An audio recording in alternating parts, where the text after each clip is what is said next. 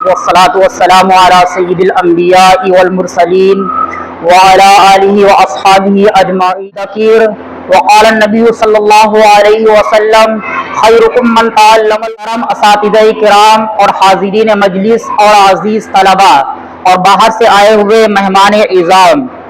اللہ رب العزت کا بے انتہا شکر اور اس کا احسان ہے کہ اس نے ہمیں ایمان اور اسلام والا بنایا، کیونکہ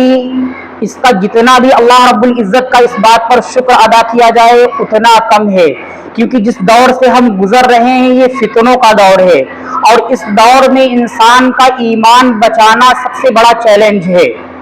کیونکہ ہم فتنوں کے دور سے گزر رہے ہیں، جس کے بارے میں حضرت علی کرم اللہ وجہ رضی اللہ تعالیٰ عنہ فرماتے ہیں کہ یصبح الرجل مؤمنا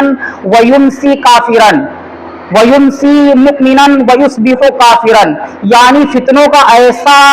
دور ہوگا، ایسی کثرت اور ایسی شدت ہوگی کہ انسان صبح تو کرے گا ایمان کی حالت میں کہ وہ مومن ہوگا، ایمان والا، اسلام والا ہوگا،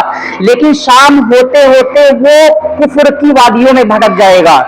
اسی طرح سے فرمایا کہ انسان شام کو تو مومن ہوگا، ایمان والا، اسلام والا ہوگا، لیکن صبح ہوتے ہوتے یعنی اس کے اٹھنے سے پہلے وہ ایمان والا نہیں رہے گا، کفر اور شرک کی وادیوں میں بھٹک جائے گا۔ ایک یہ بات تو سمجھ میں آتی ہے کہ انسان صبح مومن ہوگا اور شام تک وہ کافر ہو جائے گا، یہ بات تو ایک انسان کی عقل میں سمجھ آتی ہے کہ انسان لوگوں سے ملے گے، لوگوں سے انسان ملے گا تو انسان ایک دوسرے سے کنورسیشن بات کرے گا، تو ہو سکتا ہے کہ انسان کچھ غلط جو شکوک و شبہات انسان کی ہو اس پر انسان عمل کر لے، اس پر انسان یقین کر لے، تو ہو سکتا ہے کہ وہ انسان ہو جائے گا کافی، یہ بات سمجھ میں آتی ہے۔ لیکن فرمایا کہ جو انسان شام کو یعنی سونے سے پہلے انسان مومن ہوگا، لیکن وہ جب صبح کرے گا تو وہ انسان مومن نہیں بچے گا۔ اس میں ایک شک انسان ذرا غور کرے کہ آج کا جو سب سے بڑا فتنہ یہ موبائل کا جو فتنہ ہے، کہ انسان سمجھ میں آ سکتی ہے نا کہ انسان نے جب کسی سے بات نہیں کی، انسان اپنے بستر پر سویا اور اٹھا وہ ایمان کی حالت میں نہیں، تو انسان نے تو ایسا کفر کا کام نہیں کیا، تو انسان مومن کیوں نہیں بچا، انسان کافر کیسے ہو گیا؟ تو پتہ یہ چلتا ہے کہ موبائل میں ہمیں کون سی چیز دیکھنی ہے، کیسی چیز دیکھنی ہے، کس کو سننا ہے اور کون سی شخصیت کو سننا ہے اور کیا سننا ہے، یہ بھی یہ انسان کے لیے بہت میٹر کرتا ہے، انسان کی ایمان کی حفاظت کے لیے۔ ہو سکتا ہے کہ ہم سونے کے لیے اپنے بستر پر ہو اور ہم نے سونے سے پہلے ایسے کفر و شرک کی باتیں سنی ہو، اس پر ہمارا عقیدہ بن گیا ہو یا ہماری سمجھ ایسے ہی بن گئی ہو اور ہم اسی طرح سے سو گئے اور ہم جب صبح کر رہے ہوں تو ہم کفر کی حالت میں صبح کر رہے ہوں۔ تو یہ موبائل جو ہے اس کو موبائل کو یوز کرنے والا بنائے، موبائل کو ایسا نہ بنائے کہ موبائل ہم کو ہی یوز کرنے لگے،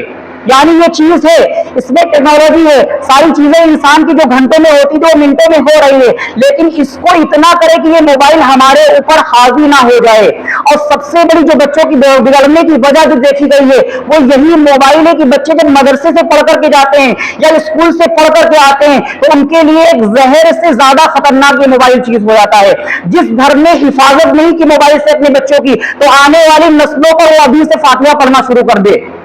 جس گھر کا ماحول نہیں بنایا، بچوں کو موبائل دینے کا ایک عام ماحول ہے کہ بچہ تھوڑا سا رونے لگا، بچے نے تھوڑی سی ضد کی اور ہم نے اس کو موبائل پکڑا دیا، تو انسان ابھی سے اس کی فاتحہ پڑھنے لگے کہ اس کا فیوچر ختم، اس کا مستقبل ختم، وہ اندھیری وادیوں میں بھٹکتا رہے گا۔ موبائل دینا ہے، اور کچھ اوقات ایسے کہ انسان کو اس وقت میں موبائل دینا ہی نہیں بالکل۔ اگر اپنے بچے کا مستقبل اچھا چاہتے ہیں، اگر اپنے بچے کا فیوچر اچھا چاہتے ہیں تو اس کو اس سے اسی طرح سے حفاظت کرنی ہے، جس طرح سے ایک بخار والے شخص کو اگر ڈاکٹر کہے کہ اس کے پاس پانی کے پاس نہیں جانا ہے، جس طرح سے ہم اس کی حفاظت کرتے ہیں بالکل اسی طرح سے اگر ہم نے نسلوں کی حفاظت نہیں کی تو ہماری نسلیں تباہ و برباد ہو جائیں گی۔ یہ انسان کو سمجھ میں نہیں آتا ہے، لیکن یہ سب سے بڑا اگر دجالی فتنہ بتایا جائے کہ دجال جو نکلے گا، سب سے بڑا جو اس وقت کا جو فتنہ ہے بچوں کے لیے، پڑھنے والے بچوں کو جب تک ان کو سمجھداری نہیں، سب سے بڑا فتنہ اگر مانا جائے گا تو اس موبائل کو فتنہ مانا جائے گا۔ میں بالکل بھی اس کو غلط نہیں کہہ رہا ہوں، اس کا استعمال بھی صحیح ہے، وہ استعمال آپ سکھائیں گے جب وہ سمجھدار ہوں گے، جب اس کا استعمال سمجھ پائیں گے صحیح کیا ہے غلط کیا ہے۔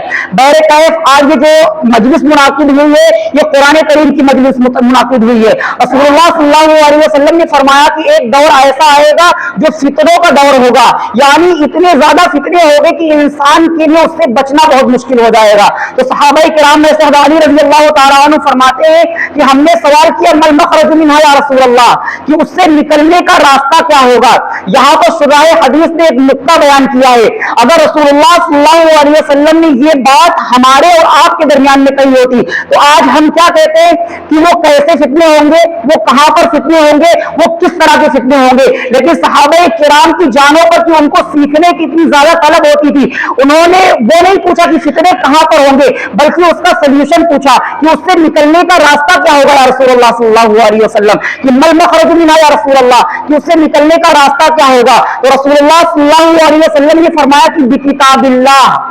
اللہ کی کتاب کو جب تم مضبوطی سے تھام لو گے اس فتنے کے دور میں، کہ آج دیکھ لیجئے کہ ہر ایک نئے دن میں ایک نیا فتنہ آتا ہے، کہ انسان کنفیوز ہو جاتا ہے، شکوک و شبہات کا شکار بن جاتا ہے کہ انسان کون سا دین فالو کرے، کس انسان کو انسان فالو کرے، سوشل میڈیا پہ کون سے عالم کو انسان فالو کرے، تو شکوک و شبہات کا انسان شکار بن جاتا ہے۔ تو یہ بہت چیز ہے کہ نکلا کیسے جائے۔ تو رسول اللہ صلی اللہ علیہ وسلم نے فرمایا کہ قرآن